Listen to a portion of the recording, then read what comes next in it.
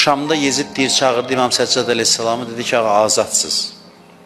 Hara istəyirsiniz gedə bilərsiniz. Bəzi mənbələr yazır ki, İmam Səccad əleyhissalam o kəsilmiş başları istədi Yeziddən. Dedi ki, şəhidlərin başlarını bizə verin. Və apardı, ondan sonra onları Kərbəlada dəfn elədi.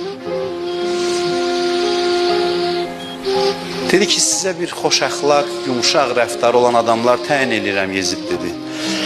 Sizi hörmət ehtiramla aparacaqlar, yolda incitməyəcəklər. Doğrudan da elə oldu, bunlar yolda Əhl-i Beytlə qayıdan başı Mədiniyə gedən istiqamətdə yumuşaq rəftar elədilər. Əziyyət vermədilər. Ona görə Mədinəyə çatanda Mədinənin qapısında xanım Zeynəb xanımlara dedi ki, bilirəm qarət olunmuşsunuz, amma yanınızda nəsə qızıl əşyalardan, zinət əşyalarından nəsə varsa, gətirin, verin, o adama verək. Gətirib deyil, çatdırdılar o adama, dedi, bu nə üçündür, mən onsuz da maaş alıram bu işimə görə. Dedi, xanım Zeynəb təşəkkür elədi. Dedi ki, çox sağ olsun ki, bizlə belə rəftar elədi.